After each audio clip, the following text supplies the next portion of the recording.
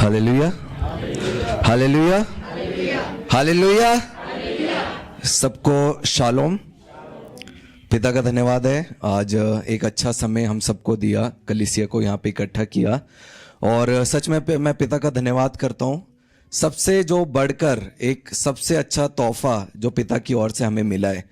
आप सबको तोहफा पसंद है? जब भी हमारा जन्मदिन होता है, अच्छे से जो है तोहफा अगर रैप करके देते हैं, अगर वो बड़ा सा डब्बा है तो एकदम से ऐसा होता है, वाह कोई अच्छी सी चीज मिलने जा रही है ना। सबको तोहफे पसंद है ना। और सच में जब मैं पीछे बैठा था, एक बात पवित्र आत्मा ने उत्साहित करी, जो सबसे उत्तम तोहफा है, आपको मालूम है, परमेश्वर पिता ने अपने पुत्र के रूप में हम सबके लिए दे दिया, ताकि जो मृत्यु मेरी थी वो मृत्यु उन्होंने ले ली, और जो जीवन यीशु मसीह का था वो जीवन उन्होंने हम सबको दे दिया। तो एक सबसे उत्तम जो तोहफा है हम सबको पिता ने दिया है, मैं धन्यवाद करता हूं। और क्यों ना वचन में जाने से पहले हम सब लोग जो हैं अपनी आंखों को बंद करेंगे और एक प्रार्थना को करेंगे। हमारा ये विश्वास है कि ये जो कलीसिया है वो एक जीवित कलीसिया है, और इस कलीसिया को बनाने वाला कोई मनुष्य नहीं है, कोई शरीर नहीं है, लेकिन स्वयं पवित्र आत्मा है जो इस कलीसिया की नींव को, इस कलीसिया की जो ईंटों को, इसकी इमारत को जो है पवित्र आत्मा तैयार कर रहे हैं। और ये मेरा विश्वास है पिता यीशु मसीह, आज जो वचन बोला जाएगा पिता यीशु मसीह, वो हम सबकी आत्मिक उन्नति का कारण होगा। बाइबल में लिखा है, तुम सत्य को जानो, सत्य तुम्हें आजाद करेगा। पिता अगर होने दे कोई भी अगर आज जन हैं जिनके जीवन में किसी भी प्रकार का बंधन वो अनुभव करते हैं, मैं घोषणा करता हूं यीशु मसीह के नाम से, उस सत्य वचन के द्वारा आज वो सारे बंधन टूटने पाए पिता यीशु मसीह। अगर कोई भी भूमि, कोई भी प्राण अगर ऐसा है जहां पे कोई भी सूखापन है, यीशु मसीह आपके उस स्वर्गीय जल के द्वारा वो हरियाली वहां पे आने पाए पिता यीशु मसीह। उन फलों को जो आत्मिक वरदान है पिता यीशु मसीह, हम इस कलीसिया में देखने पाएंगे पिता। मैं प्रार्थना करता हूं पिता, इस छोटी सी प्रार्थना को आपके नाम से हम मांगते हैं, आमीन आमीन। हालेलुया। कितने लोग आनंदित हैं? हालेलुया। क्यों ना आप एक दूसरे से हाथ मिलाएं और आप कहें, यीशु मसीह आप में जीवित है। हालेलुया। अब आप व्यक्तिगत घोषणा करें, अब मैं जीवित नहीं हूं। आप अपना नाम लेके बोलो, डेविड जीवित नहीं है, लेकिन यीशु मसीह है जो मुझ में जीवित है। हालेलुया। मेरे को बहुत अच्छा लगा, अभी जैसे भजन संहिता में हमने सीखा कि कैसे दीपा ने कहा ना, वचन हमें इस बात में उत्साहित करता है। और आज हमने आराधना भी करी कि ठहरे रहो और जान लो कि मैं ही क्या हूं। हालेलुया। कुछ ऐसा है, एक ऐसे आदेश जो है परमेश्वर के द्वारा दी गई है कि ठहरे रहो और जान लो कि मैं परमेश्वर हूं। और परमेश्वर पिता हम सबको, जितने भी जन आज यहां पे उपस्थित हैं, इस बात के उत्साह कर रहे हैं, आपकी जीवन में कोई भी परिस्थिति क्यों ना हो। जैसे कहा कि जो मेरी जो लड़ाई थी, मैं आनंदित होती हूं क्योंकि मैं लड़के नहीं जीती, पर कौन है? यीशु मसीह मेरे लिए लड़ा और वो जयवंत हो गए।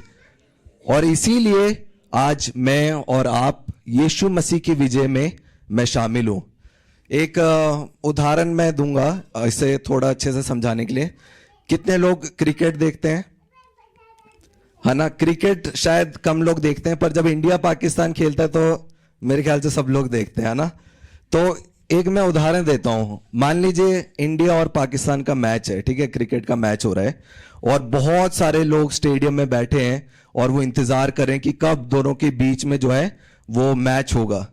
और आप एक कल्पना करें, आप अगर हमें खुद जितने भी भारतीय हैं, अगर हमें व्यक्तिगत वहां पर जाकर उतरकर हमें खेलना हो, बैटिंग करनी हो चाहे बॉलिंग करनी हो, कैच पकड़ना हो, क्या इंडिया जीत पाएगा? अपने आप को कल्पना करो, मैं किसी का नाम नहीं लूंगा, मैं अपने आप को कल्पना करता हूं कि अगर मैं वहां पे स्टेडियम में मैं बैटिंग कर रहा हूं, है ना, मैं बॉलिंग डाल रहा हूं, मेरे को कैच पकड़नी है, तो क्या है, मैं तो अपने आप को घबराया हुआ पाता हूं। जब मैच हो रहा होता है कई बार मैं नर्वस हो रहा होता कि भाई ये कैसे बैटिंग करेगा, पर क्या करेंगे, सबसे जो भारत में सबसे उत्तम, जो सबसे खिलाड़ी होनहार लोग हैं, सबसे बेस्ट टैलेंट है, सबसे उत्तम लोगों को क्या है, हम उस लड़ाई को लड़ने के लिए या उस मैच को खेलने के लिए भेजेंगे। जो सबसे अच्छी बैटिंग करता है, जो सबसे अच्छी बॉलिंग करता है, सबसे अच्छी फील्डिंग करता है, वो लोग जो हैं पूरे देश के लिए, पूरे भारत देश के लिए वो 11 जन जो है नियुक्त करे जाएंगे उस समय में खेलने के लिए। पर आपको मालूम एक बात है, जब भारत जीतती है, हम सब नहीं खेलते ना, क्या हम सब लोग वहां पे स्टेडियम में जाके खेलते हैं? नहीं। पर जब वो 11 लोग वहां पे खेलते हैं और जब वो लोग जीतते हैं और वो लोग कप को उठाते हैं, आपको मालूम है हर एक जन जिसने वो भारत की जो जर्सी या वो नीले कलर की जर्सी पहनी है, टी शर्ट पहनी है, हर एक जन उस आनंद में, हर एक जन उस विजय में क्या है, अपने आप को एक देखता है। हालेलुया। आप सब लोग समझ रहे हैं, एक लड़ाई थी जो शायद मुझे और आपको जाकर लड़नी थी। और बाइबल में हम पढ़ते हैं बहुत सी बारी ऐसा हुआ, लोगों ने प्रयास किया लेकिन वो प्रयास क्या है, वो अधूरा रह गया और पाप ने जो है सब मनुष्य के ऊपर क्या है, प्रभुता करी। और तभी जो पूरा जो स्वर्ग राज्य है उसकी तरफ से लड़ने के लिए सबसे उत्तम, सबसे श्रेष्ठ, वो नाम जिसको सब नामों के ऊपर श्रेष्ठ ठहराया गया, वो पूरे स्वर्ग राज्य के लिए, पूरी मानव जाति के लिए लड़ने के लिए इस संसार में उतर आ गए। और सबसे अच्छी बात थी कि जब वो खेलते हैं वो कभी नहीं हारते, क्योंकि वो स्वयं विजयी हैं। हालेलुया। आज आप लोग अपने जीवन में जहां पे भी है, आपको मालूम है पवित्र आत्मा हम सबको उत्साहित करते हैं। कई बार हमें लगता है कि सफलता जो है हमें बाहर से मिलेगी, अगर मैं कभी इस स्थान में पहुंच जाऊंगा शायद मैं तब सफल हूं, या कोई परिस्थिति मुझे बड़ी लग रही है, मुझे लग रहा है कि अभी भी मुझे विजय प्राप्त करनी है। पर आज वचन कह रहा है ढांढस बांधो, ठहरे रहो, जान लो कि मैं परमेश्वर हूं, क्योंकि मैंने तुम्हें अपनी जर्सी, अपनी जो टी शर्ट है, बाइबल में लिखा है जितनों ने भी मसीह में बपतिस्मा लिया है उन सभी ने क्या कर लिया है, मसीह को पहन लिया है। हालेलुया। अब हम जब बाहर चलते हैं, जब हम सड़कों में चल रहे हैं, जब हमने मसीह को पहन रखा है, जैसे हम भारत की जर्सी अगर हम पहनेंगे, हम कहीं पे भी चल रहे हैं, हम ऐसे चलेंगे कि भाई वर्ल्ड कप हमने जीता है। हालेलुया। कलीसिया जीवित है और वो जाग रही है अपनी आत्मिक पहचान में कि हम कौन है। एक दर्शन में देखता हूं, जैसे अभी शेयर कर रहे थे सभी कलीसिया के लिए, और मुझे मालूम है कि हम सबको जो आत्मा दिया गया वो एक ही है, और वो जो इच्छा भी अपने बच्चों के लिए रखी है वो मेरी नहीं है या पापा की या किसी व्यक्तिगत विशेष की नहीं है, स्वयं परमेश्वर पिता की इच्छा है कि कलीसिया जो है प्रतिदिन, हर एक दिन जो है वो उन्नति करे, हर एक दिन वो जाने कि परमेश्वर पिता आपसे कितना प्यार करते हैं। लिखा है कोई भी एक ऐसी वस्तु नहीं थी जो उन्होंने हमारे लिए, जो हमारी भलाई के लिए रख नहीं छोड़ी, और वो केवल ये चाहते हैं हम कभी भी अपने जीवन में ना भूलें कि ये संसार बड़ा नहीं है, संसार की परिस्थितियां बड़ी नहीं है, लेकिन जो मेरे अंदर है, जो मेरे अंदर जीवित है, बोलो जो मेरे अंदर जीवित है, वो उससे बड़ा है जो संसार में है। हालेलुया। तो हमें कितना अधिक आनंद मनाना चाहिए जब हम प्रतिदिन इस याद में रहेंगे कि यस, मैंने मसीह को पहना हुआ है। जो लड़ाई जो लड़ी जानी थी, जिसमें मैं निर्बल था, जिसे मैं नहीं जीत सकता था, मेरे लिए जो है सबसे उत्तम बनकर यीशु मसीह जो है वो लड़ने के लिए आए और मौत को हराकर तीसरे दिन क्या है, जीवित हो गए। और इसीलिए लिखा है अब मृत्यु का हमारे ऊपर कोई अधिकार नहीं है। हालेलुया। आप सब बोलिए मृत्यु का मेरे ऊपर कोई अधिकार नहीं है। हालेलुया। एक जो है दर्शन ऐसे मैंने देखा था, एक सपना दिखाया पवित्र आत्मा ने। मैंने देखा कि एक जगह मैंने देखा, मैं एक नाव में बैठा हूं और वो नाव जो है वो पानी में नहीं है। और मैंने देखा है कि मैं नाव में बैठा हूं, मेरे सामने जो है मिट्टी है, बहुत सारे पत्थर है, और वहां पे उसके पास जाके नदी है। और मैं अपने आप से पूछ रहा हूं, यार मैं नाव पे तो हूं, पर नाव ये पत्थर के ऊपर से कैसे चलेगी, मिट्टी के ऊपर से कैसे चलेगी। और मैं सपने में देख रहा हूं, मैं नाव में बैठा हूं और वो नाव मक्खन की तरह पत्थर पे भी चल रही है, मिट्टी पे भी चल रही है, फिर पानी में भी चल रही है। और मैं देख रहा हूं, यार ये क्या हो रहा है यार, अलग टेक्नोलॉजी बना दी। पर जब जैसी मेरी आंख खुली, आपको मालूम पवित्र आत्मा ने एक चीज को बताया कि हर एक वो जो भूमि थी, आपको मालूम है, कहा कि वो परिस्थितियों को दिखा रही है। और ये मेरा विश्वास है, आज आप जितने जन यहाँ पे बैठे हैं, मुझे मालूम है हमारे अंदर ऐसा अभ्यास नहीं है कि हम व्यक्तिगत अपनी समस्याएं लोगों को बताते हैं, और उसमें कुछ बुरा नहीं है। लेकिन आपकी जितनी भी समस्या है, जितनी भी परिस्थिति है, मैं निश्चय के साथ, हियाव के साथ बोल सकता हूं कि एक है जो आपकी हर एक परिस्थितियों को, आपके हर एक आंसुओं को, हर एक प्रार्थनाओं को बहुत ध्यान से सुनते हैं, और वो आपको देख रहे हैं। और आज वो ही आत्मा है जो हम सबको उत्साहित कर रहे हैं कि मेरे बेटी, मेरे बेटे, कोई भी परिस्थिति जो है वो क्या है, बड़ी नहीं है। हालेलुया। आप सब लोग बोले, कोई भी परिस्थिति यीशु मसीह से बड़ी नहीं है। हालेलुया। मेरे जीवन में कोई भी परिस्थिति यीशु मसीह से बढ़कर नहीं है। हालेलुया। आपको मालूम है, जो वचन है वो आत्मा और जीवन है। जितनी बार भी हम घोषणा करते हैं, ये सारे बीज हैं जिन बीज को हम विश्वास से बो रहे हैं, और ये सब चीजें जो हैं हम अपने जीवन में प्रगटीकरण में देखने जा रहे हैं। हालेलुया। तो मैं आपको उत्साहित करता हूं, कोई भी परिस्थिति क्यों ना हो, आपको मालूम है एक नाव हमें दी गई है। हालेलुया। बोलो, मेरे पास एक नाव है, मेरे पास एक बोट है।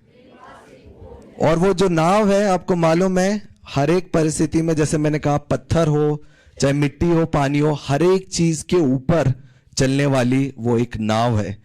तो आज हम वचन में चलेंगे। जब मैं इसके ऊपर मनन कर रहा था, आपको मालूम है, सबसे पहले जब मैंने नाव का दृश्य पाया, एक जन जो है मेरे मन में आया, और हम सब ने उसके बारे में पढ़ा है। हम उत्पत्ति में पढ़ते हैं, वो नूह के बारे में है। हम सबको मालूम है कि जब लिखा है संसार में पाप बहुत बढ़ गया, परमेश्वर ने जो है इस सृष्टि को नाश करने के लिए जब ठान लिया, वहां पे एक जन था जो परमेश्वर के सामने सही ठहरा, और परमेश्वर ने उसके द्वारा कहा कि मैं पूरी मानव जाति को फिर से शुरू करूंगा। थोड़ा सा हम उस वचन से हम पढ़ेंगे। अगर कोई पढ़े उत्पत्ति की पुस्तक, उसका 13 वचन से पढ़ेंगे, 6 अध्याय 13 वचन। तब परमेश्वर ने नूह से कहा, सब प्राणियों के अंत करने का प्रश्न मेरे सामने आ गया है, क्योंकि उनके कारण पृथ्वी उपद्रव से भर गई है, इसीलिए मैं उनको पृथ्वी समेत नष्ट कर डालूंगा। इसीलिए तू गोपेर वृक्ष की लकड़ी का एक जहाज बना ले, उसमें कोठरियां बनाना और भीतर बाहर उस पर राल लगाना। इस ढंग से तू उसको बनाना, जहाज की लंबाई 300 हाथ, चौड़ाई 50 हाथ और ऊंचाई 30 हाथ की हो। जहाज में एक खिड़की बनाना और उसके एक हाथ ऊपर से इसकी छत बनाना, और जहाज की एक ओर एक द्वार रखना, और जहाज में पहला, दूसरा, तीसरा खंड बनाना। बस यहीं तक पढ़ेंगे। हम देखते हैं, जब हम बाइबल को पढ़ते हैं उत्पत्ति से, हमें मालूम है परमेश्वर ने आदम और हवा की रचना करी, और हम देखते हैं कि कैसे आदम और हवा जो है वो परमेश्वर की आज्ञा तोड़ने के द्वारा किसमें चले गए। सब लोग का ध्यान इधर ही है। थोड़ी देर के लिए हम पूरा ध्यान केंद्रित रखेंगे। जैसे मैं आप सबको उत्साहित करता हूं, अगर आप वचन में आपका ध्यान केंद्रित है, आपके जीवन में कोई भी परेशानी क्यों ना आए, परीक्षा क्यों ना आए, उस समय आप विश्राम में अपने आप को पाएंगे, क्योंकि ये बहुत कीमती समय है। 7 दिन में एक दिन हम यहाँ पे बैठते हैं, वो भी जब वचन सुनते हैं तो 1 घंटा या 50 मिनट है। और शैतान, आपको मालूम है, कुछ और चोरी करने के लिए नहीं आता। आप जब गेम खेल रहे होंगे या खाना बना रहे हैं या काम कर रहे हैं, कोई भी आप देखना ऐसा ध्यान आपका इधर उधर नहीं हटकेगा। पर जब आप यहां पे परमेश्वर की उपस्थिति में बैठे हैं, चोर क्या चोरी करने के लिए आएगा? उस बीज को, क्योंकि उसे मालूम है उसे किसी और चीज से कोई भी नाश नहीं है। पर अगर ये वचन जो है इनके कानों से, इनके प्राणों में उतर गया, तो उसका कोई भी जो है बल आपके जीवन में रह नहीं सकता। इसलिए मैं सबको उत्साहित करता हूं, कुछ भी क्यों ना हो। मेरे को याद है एक प्रचारक ऐसे बोलते थे, आप कल्पना करो इस पूरे रूम से एक लाल बड़ा सा राक्षस भी होके निकल जाए ना, या बड़ी सी चील उड़ के चले जाए, फिर भी जो है आप अपने ध्यान को केवल किस पे केंद्रित रखें? वचन पे। क्योंकि एक वचन भी है जो आपके पूरे जीवन को बदलने में सामर्थ्य है। तो जैसा मैं कह रहा था, अभी हमने देखा उत्पत्ति में कि कैसे परमेश्वर ने किसकी रचना करी? आदम और हवा की। और पाप के द्वारा क्या आ गई? मृत्यु आ गई। और हम देखते हैं कि जैसे आदम और हवा एक बीज के समान है, जब पाप उनके अंदर आ गया, वो जो पूरा बीज था वो बीज ही खराब हो गया। आप इसकी ऐसे कल्पना करें, जैसे हम उदाहरण देते हैं हर बारी, जब भी हम एक सेब का बीज बोते हैं तो उसमें से क्या फल निकलता है? सेब का ही निकलता है। कभी ऐसा हुआ है कि सेब का बीज बोएंगे और संतरा निकल आया, या केला, चीकू निकल आया? तो जब भी हम अगर सेब का बीज बोएंगे तो क्या निकलेगा? और अगर केले का बीज बोएंगे तो क्या उत्पन्न होगा? वैसे ही लिखा है, आदम और हवा के द्वारा जो एक बीज के समान है, जितने भी आदम और हवा के वंश उत्पन्न होने वाले थे, अगर पाप का बीज बोया गया है तो क्या उत्पन्न होगा? पाप। अगर पापी मनुष्य बोया गया तो क्या निकल के आएगा? एक पापी मनुष्य। और तभी वचन में लिखा है कि तुम अपने कर्मों के द्वारा पापी नहीं हो, लेकिन जन्म से तुम सभी क्या हो? पापी हो। क्योंकि हम सब जितने भी मनुष्य जात जो शरीर में जन्म लेता है, उसके अंदर आज भी किसका लहू है? आदम और हवा का। वो पाप में लहू जो है इस शरीर में लेके आते हैं। इसीलिए जन्म से हर एक जन जो है पापी की पहचान में पैदा होते हैं। और हम देखते हैं जितने भी वंश उत्पन्न हुए नूह तक, है ना, परमेश्वर ने अदन की वाटिका में जब उनको श्राप दिया, एक वायदा भी दिया कि ये श्राप आ रहा है, लेकिन मेरा एक वादा है कि स्त्री से एक बीज उत्पन्न होगा जो शैतान के सर को क्या करेगा? कुचल देगा। और जब हम वचन में पढ़ते हैं, हम देखते हैं स्त्री का बीज, क्योंकि अक्सर आप कोई भी किताब पढ़ेंगे, अगर आप साइंस पढ़ने वाले भी हैं, आप हमेशा देखेंगे कि जो पुरुष है, हमेशा जो है पुरुष का बीज कर कर जो है लिखा जाता है। और वहां पे उत्पत्ति में ही परमेश्वर पिता के द्वारा भविष्यवाणी हुई कि स्त्री से एक बीज उत्पन्न होगा जो तुझे नाश करेगा। क्योंकि उनको मालूम था कि यीशु मसीह को जन्म देने वाला कोई पुरुष, कोई मनुष्य नहीं होगा, वो स्वयं परमेश्वर पिता के द्वारा उत्पन्न हुए हैं। हालेलुया। वो कुंवारी मरियम के कोख में वो वचन जो है आ गए और वो जीवित हो गए। और वहां तक उस बीज को सुरक्षित रखने के लिए क्या है? परमेश्वर ने जो है एक अलग जाति, चुनी हुई जाति जिसे हम इजराइल करके जानते हैं, वो तैयार करी। और हम ऐसे ही देखते हैं, जैसे पाप बहुत बढ़ गया नूह के समय में, हम देखते हैं लिखा है सब लोग जो है पाप इतना बढ़ गया कि परमेश्वर ने पूरी मानव जाति को नाश करने के लिए सोचा। पर वहां पे केवल एक था जो उनकी दृष्टि में सही था। और उस एक के द्वारा उन्होंने क्या है? वो दोबारा से वो शुरुआत करी। और हम देखते हैं कि जब वो समस्या एक जल प्रलय के रूप में आई, आपको मालूम है कि बाइबल में लिखा है उस समय तक कभी भी बारिश नहीं हुई थी। तो मैं कई बार कल्पना करता हूं कि यीशु मसीह, परमेश्वर ने जो है नूह को बुलाया और कहा कि मैं बारिश करूंगा, मैं बरसेगा इस आसमान में। आप कल्पना कर सकते हैं कि कैसे उसने सोचा होगा, ये कैसे हो सकता है? अभी तक तो नहीं हुआ। अगर आज आपको कोई बोल दे कि आसमान से, कि कल को जो है आसमान से जो है मछलियां और चिकन जो है वो बरसेगा, कितने लोग विश्वास कर पाएंगे? क्योंकि अभी तक क्या है? हुआ नहीं है, किसी ने देखा नहीं है। पर जब नूह को बोला गया, लिखा है वो विश्वास के साथ तैयार हुआ। विश्वास की परिभाषा यही है, अनदेखी वस्तुओं का प्रमाण। जो चीजें हमारी दृष्टि में नहीं आई है, पिता ने कहा है, ये हर बारी ये वचन बहुत उत्साहित करता है कि जो बातें किसी आंखों ने नहीं देखी, जो बातें किसी कानों ने नहीं सुनी और जिस किसी के चित्त में भी नहीं पड़ी है, वो बातें उन्होंने अपने लोगों के लिए तैयार कर रखी है। हालेलुया। मैं बहुत आनंदित होता हूं कि परमेश्वर पिता ने इस कलीसिया के लिए वो बातें तैयार करके रखी हैं, जो आज तक किसी आंखों ने नहीं देखा, किसी कानों ने नहीं सुना, ना ही किसी के चित्त में चढ़ा है। वो बातें जो हैं हम सबके लिए उन्होंने तैयार करके रखी हैं। और हम देखते हैं जब नूह विश्वास के साथ उस कार्य को शुरू किया, एक चीज है, वो सब लोगों के पास जाता था और वो बोलता था कि अरे आप लोग क्या कर रहे हो, पछताओ, है ना, मन फिराओ। बोलता होगा वो कि एक समय आएगा, बारिश होगी, सब नाश हो जाएगा, और वो लोग हंसते होंगे उस पे, बारिश, ये क्या बोल रहा है यार। लेकिन परमेश्वर ने एक जो है योजना उसके लिए तैयार करी थी। वो क्या था, क्या बनाया था नूह ने? एक जहाज बनाया था। आज हमारा जो संदेश है जहाज में ही केंद्रित मैं रखूंगा।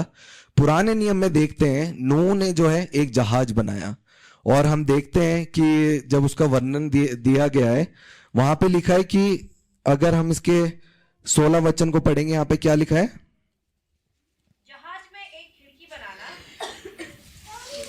हाँ यही, और उसके एक हाथ ऊपर से इसकी छत बनाना, और जहाज की एक ओर एक द्वार रखना, और जहाज में पहला, दूसरा, तीसरा खंड बनाना। अब यहाँ पे क्या लिखा है? एक खिड़की बनाना। और इसके बारे में मैं और पापा भी बात कर रहे थे। वो जो नाव थी, मैं थोड़ा सा चाहता हूं कि हम सब कल्पना करें। मान लीजिए हम नाव में बैठे हैं, वो बहुत बड़ी जो है एक नाव है, और उस पूरी नाव में कहा है कि केवल एक द्वार होगा। मतलब इतनी बड़ी नाव में अगर प्रवेश करना है तो हम कहां से प्रवेश कर पाएंगे? केवल एक ही द्वार से जो है हम सब प्रवेश कर पाएंगे। और जब हम वचन को भी पढ़ते हैं, आप देखेंगे जो पुराने नियम में ये नाव है, अगर आप इसकी तुलना यीशु मसीह से करेंगे, आपको मालूम है हमारे आत्मिक जीवन में हम इन बातों को सीख सकते हैं। वचन में लिखा है, अगर हम पढ़े यूहन्ना का सुसमाचार उसका 14 अध्याय और उसका 6 वचन को पढ़ेंगे हम। यीशु ने उससे कहा, मार्ग और सत्य और जीवन मैं ही हूँ, बिना मेरे द्वारा कोई पिता के पास नहीं पहुंच सकता। हालेलुया। आपको मालूम है इस पूरे संसार में, जैसे उस समय में एक जो है नाश आने वाला था, उससे बचने के लिए एक नाव तैयार की गई थी, और उस नाव में जो था केवल एक द्वार था जिससे लोग प्रवेश कर सकते थे। और आज भी जब मृत्यु जो है इस पूरे संसार में है, पाप जो है हम इस संसार में देखते हैं, नाश को हम देखते हैं, इस सब से बचने के लिए आपको मालूम है फिर से एक नाव जो तैयार करी, उसका भी एक द्वार है। और वो एक द्वार कौन है? सब लोग बोलेंगे, सब लोग हालेलुया। यीशु मसीह ने कहा, मार्ग, सत्य और जीवन मैं ही हूं, और मेरे अलावा कोई भी जो है दूसरा कोई और मार्ग नहीं है जो स्वर्ग को, जो परमेश्वर पिता की ओर पहुंचाता है। मैंने और आपने उस एक द्वार से जो है उस नाव में प्रवेश किया है। हालेलुया। आप सब लोग बोलेंगे, मैंने उस द्वार से नाव में प्रवेश किया है। हालेलुया। और आपको मालूम है उस नाव में क्या है? बाइबल में लिखा है 40 दिन 40 रात जो है वहां पे मेघ बरसा, बहुत से तूफान आए, है ना, सारे जितने भी लोगों में प्राण थे सब लोग तबाह हो गए, सब लोग नाश हो गए। लेकिन जितने लोग नाव में थे, लिखा है वो सब लोग सुरक्षित थे। हालेलुया। मैं एक अलौकिक सुरक्षा को इस कलीसिया में, कलीसियाओं के परिवारों में जितने छोटे बच्चे हैं सभी के जीवन में उस अलौकिक सुरक्षा को मैं बोलता हूं। हालेलुया। क्योंकि मुझे मालूम है जब मैं कॉलेज के लिए मैं केरला जा रहा था, तो जो मम्मी है, पापा है, इनको चिंता थी क्योंकि हिमाचल में हम हैं और केरला बिल्कुल आखिरी में। अगर आपको ट्रेन से भी यात्रा करनी है तो 3 दिन जो है लगते हैं वहां तक। और ऐसा कुछ भी नहीं था कि मुझे जानने वाला हमारे कोई रिश्तेदार वहां पे है, ये नहीं। तो इनके मन में चिंता थी कि पहली बार जो है बच्चा घर से दूर जा रहा है। मुझे याद है जब दीदी भी जब घर में थी, शुरू से ही जो है वो बहुत ही, जो लड़कियां जो है वो मम्मी पापा की चहेती होती हैं और बहुत अच्छे से उन्हें रखा जाता है। और मुझे मालूम था ये ऐसा समय था कि उसको कुछ भी चाहिए था या तो पापा लाके देते, मम्मी, या मैं लेके आता। और पर एक समय आया, उन दीदी को क्या है घर से बाहर निकलना था, वो हॉस्टल में जाने वाली थी और देहरादून गई, बॉम्बे गई। और मम्मी इस बात को कहते हैं कि बहुत सी बारी जो है जब फोन भी लगता है, आप इस बात में सहमत होंगे मेरे साथ, जब भी आपको कोई प्रियजन है, आप उनको कॉल लगा रहे हैं, अगर वो कॉल नहीं उठा रहे, एक कॉल, 2 कॉल, और आप उनसे नहीं सुन रहे, अचानक से क्या आती है, एक चिंता जो है मन में आना शुरू कर देती है। जितने भी माता पिता हैं शायद वो इसको बेहतर रीति से समझ पाएंगे। और उन्होंने एक बात को कहा कि मुझे मालूम है कि मैं शारीरिक रूप में हमेशा मैं मेघा के साथ नहीं हूं, ना मैं आपके साथ हूं, मेरे साथ हूं, पर उन्होंने उनका सबसे बड़ा जो विश्राम, उनके लिए जो सबसे बड़ी शांति उनके मन में उत्पन्न हुई वो यही थी कि मम्मी पापा या मैं तो उसके लिए नहीं है, लेकिन मेरा परमेश्वर पिता है, एक है जो सर्वदा उसके साथ है। कोई भी परिस्थिति क्यों ना हो, हम कभी भी ये नहीं कह सकते कि मैं दूसरे जन को हमेशा बचा के रखूंगा। अगर आज आप अपने प्रियजनों के लिए चिंता कर रहे हैं, आज वचन यही है, ठहरे रहो, विश्राम में रहो, शांति में रहो और जान लो कि मैं आपके जीवन का परमेश्वर हूं। क्या परमेश्वर को हमें सिखाना है कि कैसे सुरक्षा करनी है? क्या परमेश्वर को कोई सिखा सकता है कैसे देखभाल करनी है? वचन में लिखा है, तुम मनुष्य, हम जो मनुष्य लोग हैं अपने बच्चों का कितना अच्छे से ध्यान रखते हैं। लिखा है, तुम बुरे होकर अगर अपने बच्चों को अच्छी वस्तुएं देना जानते हो तो तुम्हारा स्वर्गीय पिता तुम्हें क्यों ना इसे बढ़कर देंगे। हालेलुया। आपको मालूम है हमारे जो परमेश्वर पिता है हमसे बहुत प्यार करते हैं।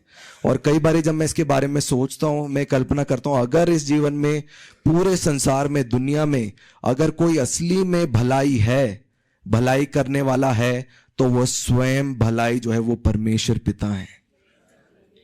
आज अगर कोई प्रेम करने वाला है असली में, जो एक निस्वार्थी प्रेम है, अगर इस संसार में कोई एक ऐसा प्रेम है जो जीवित है, आपको मालूम है वो प्रेम यीशु मसीह के द्वारा वो प्रकट किया गया है। हालेलुया।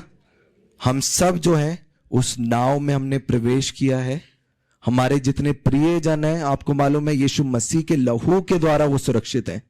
आप चाहे यहां पे हैं, आपके प्रियजन, आपके बच्चे चाहे दूसरे राज्य में क्यों ना हो, जितने भी दूर क्यों ना हो, आपको मालूम है वो अलौकिक सुरक्षा हमेशा आपके परिवार के जीवन में बनी रहेगी। हालेलुया। और एक और चीज हम उस नाव में देखते हैं, जैसे हमने पढ़ा कि एक जो है क्या थी वहां पे, एक द्वार था और दूसरा क्या था, खिड़की। कहां पे थी वो खिड़की? ऊपर की ओर, है ना। और कई बार जब मैं और पापा इसके बारे में बात कर रहे थे तो एक प्रकाशन जो है इस रूप से मिला, क्यों उस पूरे नाव में केवल एक ही खिड़की दी गई, क्योंकि द्वार तो बंद हो गया था, पर खिड़की जो है वो ऊपर की तरफ दी गई, क्योंकि मालूम था जितना भी समय, वो 40 दिन 40 रात उसके बाद का जितना समय था, वो नाव में जब नूह और उसका परिवार था, जब वो लोग बाहर जो है चिल्लाने की आवाज सुनते होंगे या बारिश की, बादल गरजने की आवाज सुनते होंगे, उनके लिए केवल एक ही स्थान था देखने के लिए। जब वो घुटनों पे आते होंगे, किसी और मनुष्य को नहीं देख रहे, उनकी आंखें कहां लगी है?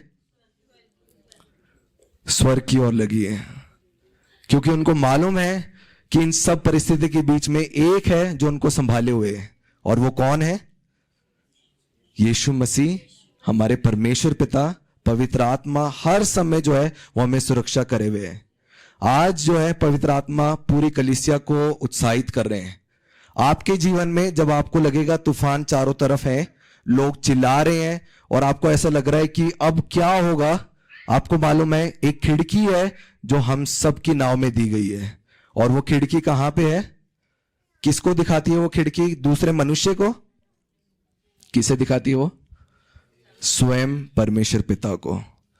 हालेलुया। आपको मालूम है पिता सच में चाहते हैं कि कलीसिया में बहुत सी गवाही उत्पन्न हो। हालेलुया। कितने लोग चाहते हैं कि मेरे जीवन में गवाही उत्पन्न हो, बहुत सी प्रतिदिन जो है गवाही उत्पन्न हो? हालेलुया। परमेश्वर पिता की भी यही इच्छा है, पर वो चाहते हैं जब आपकी जीवन में समस्या आए, जब आप अपने आप को तूफान में घिरे हुए देखे हो, आपके मन में ऐसा सोचना है कि शायद परमेश्वर पिता मेरी आवाज नहीं सुनेंगे। आप दूसरे भाई या दूसरे बहन को मत देखो। मैं निश्चय देता हूं, अगर कोई भी परिस्थिति आपको लग रही है जो असंभव है, जो हो नहीं सकती, आपको मालूम है एक मार्ग है जो हर चीज को संभव कर सकता है, और वो यीशु मसीह है। आप आओ उनके पास। आप किसी के सामने आप घुटने नहीं टेकते, आप नहीं रोते, कोई बात नहीं, लेकिन जब आप परमेश्वर पिता के पास आ रहे हो, घुटनों पे आओ एक बारी और उनसे प्रार्थना करो। मैंने ये कहा था पिछली बार भी जब मैं यहां पे खड़ा था, मेरी ये प्रार्थना है कि इस कलीसिया में कभी भी किसी की भी आंख में आंसू ना आए, और अगर कभी आंसू आए तो वो केवल परमेश्वर पिता के सामने, क्योंकि केवल वो है जो हमारे उन आंसुओं को अपनी कुप्पियों में सुरक्षा करके रखते हैं। हालेलुया। और वो चाहते हैं कि पूरी कलीसिया में जो है वो गवाही उत्पन्न हो। पर बहुत सी बारी क्या होता है, मैं आप सबको उत्साहित करता हूं, जैसे हम देखते हैं, हम जैसे संसार में रहते हैं, मान लो किसी को कोई काम करवाना है ना, लाइसेंस बनाना है या अपना बोनाफाइड हिमाचली सर्टिफिकेट, कोई भी काम करवाना है, आपको मालूम है आप कभी उस व्यक्ति के पास नहीं जाओगे जो उस जगह में काम नहीं कर रहा। मान लो अगर आप किसी व्यक्ति को जानते हो जो बिल्कुल उस क्षेत्र में प्रधान है, आसान क्या होगा कि आप 10 लोगों से बातचीत घुमा घुमा के वो काम करवाए। अगर जल्दी काम करवाना है तो कहां जाना पड़ेगा? सब लोग यहीं पे ही है। अगर आपको जल्दी काम करवाना है तो सीधा कहां तक बात पहुंचानी पड़ेगी? जो प्रधान है। आप सीधा अगर उसके पास जा रहे हो तो काम क्या होगा? तुरंत होगा वो। और आज पवित्र आत्मा चाहते हैं कोई भी चीज आप मांग रहे हैं, अगर परमेश्वर पिता से किसी विषय में प्रार्थना कर रहे हैं, वो कह रहे हैं कि तुम मेरे पास आओ। सीधा मार्ग, एक डायरेक्ट।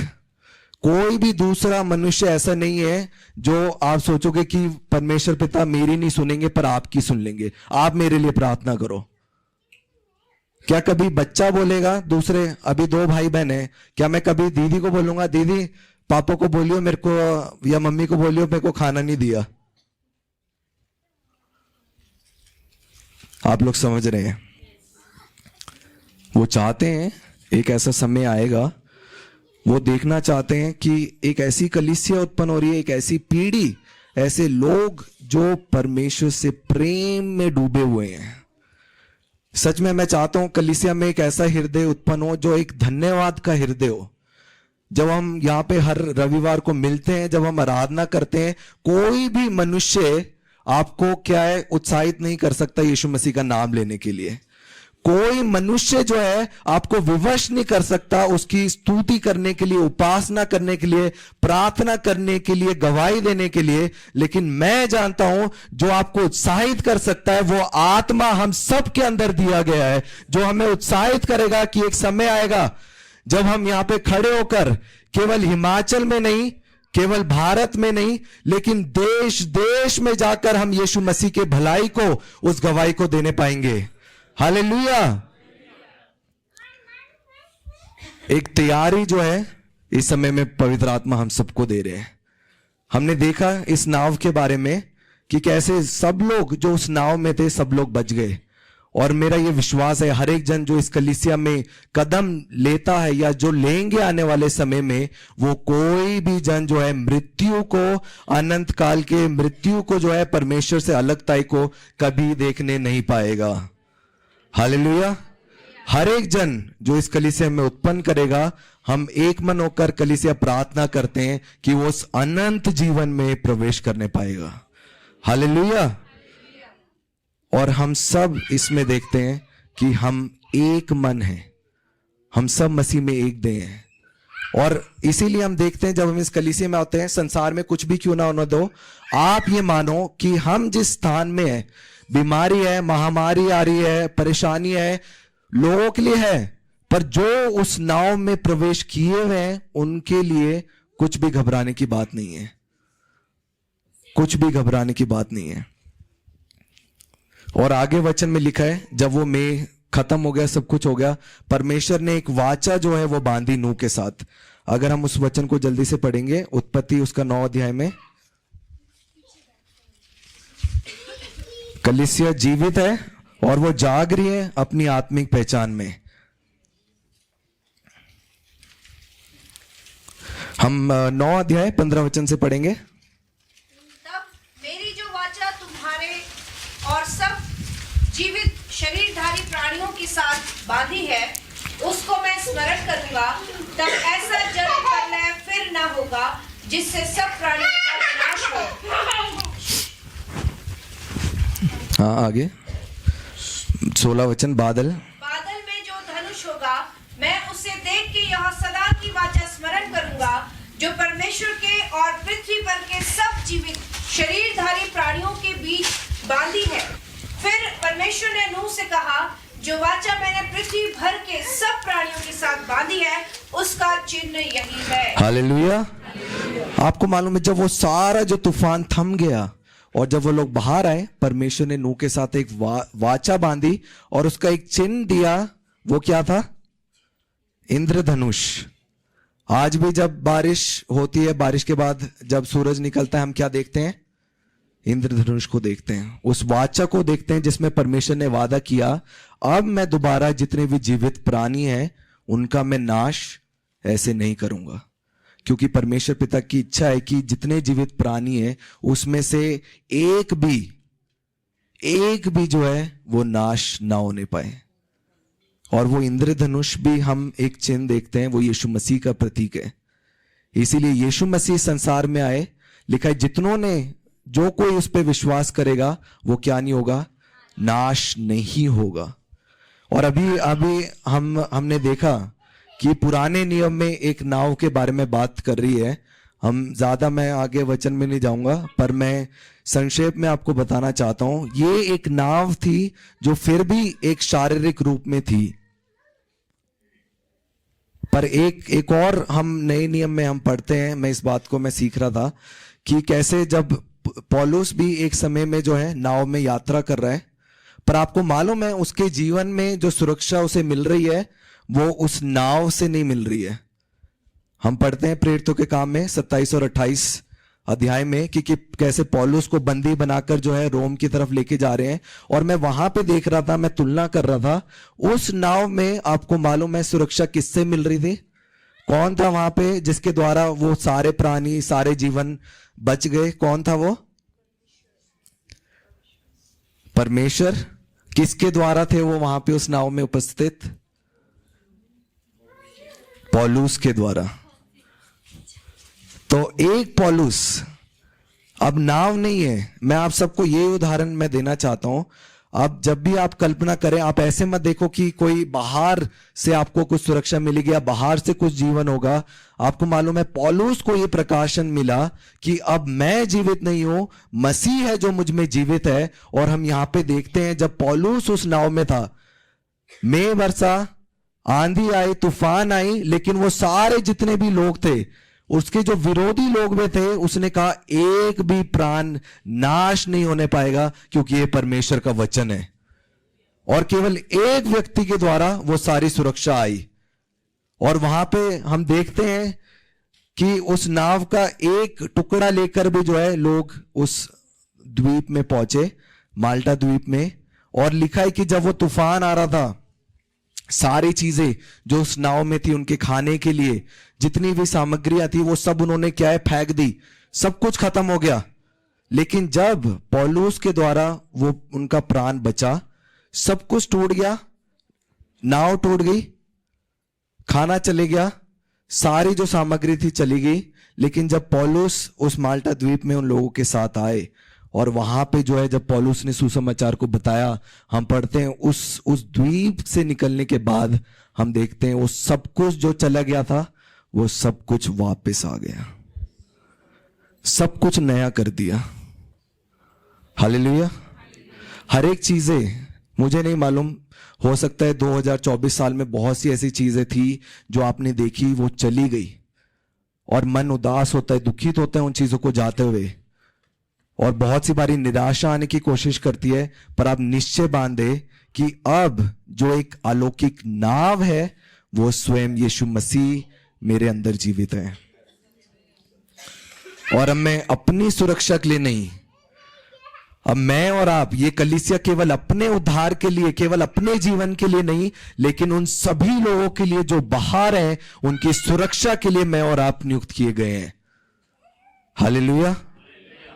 एक समय आएगा कि हम सब लोग, हम जहां पर भी जाएंगे, मैं सबको बोलता हूं, जो आशीष है आपको मालूम किसी जगह में नहीं है। आप लोग जहां पे भी हैं, जहां पे भी आपके कदम हैं, आप स्वयं वो आशीष हैं, वो स्वयं जीवन के कदम है जहां पे भी आप जा रहे हैं। और मैं इस बात की घोषणा करता हूं कि जैसे हमने देखा सब कुछ जो है चला गया था, जो भी बातें चली गई हैं, जो नाश हो चुकी है या कहीं पे लॉस हुआ है, इस साल में आने वाले समय में वो सारी चीजें जो है परमेश्वर पिता वापस लेके आ रहे हैं। वो आपकी नाव को तैयार कर रहे हैं। वो नाव में जितनी भी सामग्री आपको चाहिए वो सब जो है एक अलौकिक तरीके से वापस आ रही है। Hallelujah, hallelujah. तो आप हमेशा याद रखें, कोई भी परिस्थिति होगी, हमें मालूम है एक द्वार है जिसके द्वारा लोग उस सुरक्षा में प्रवेश कर सकते हैं। वो द्वार कौन है? कौन है वो? और वो कहां पे है? हमारे अंदर। आज जितने लोग संसार में नाश हो रहे हैं उन सबको बचाने के लिए एक द्वार है, वो बोलो, वो द्वार मैं हूं। हम लोग जब जाएंगे लोगों के पास, जैसे हमने कहा था हम बाइबल पढ़ते हैं, पर एक स्वयं बाइबल हमारे अंदर जीवित हो रही है। हम जहां पे भी जाएंगे जो नाश हो रहे हैं वो सब लोग जो है बचने पाएंगे। और दूसरा हमने देखा उस नाव में क्या थी? एक खिड़की थी जो ऊपर की तरफ थी। कोई भी परिस्थिति क्यों ना हो, कोई भी समस्या क्यों ना हो, हमेशा जो है आप अपनी आंखें परमेश्वर पिता की ओर लगा के रखें, उनसे मांगे, उनसे बातचीत करें। वो आपकी हर एक जरूरतों को अपने स्वर्गीय भंडार से पूरा करेंगे। और ये मेरा विश्वास है कि आने वाले समय में हम और अधिक उन्नति को जो है इस कलीसिया में देखेंगे। तो क्यों ना हम खड़े होंगे, हम प्रार्थना करेंगे आज जो वचन हमने सुना है, और आप व्यक्तिगत धन्यवाद कर सकते हैं।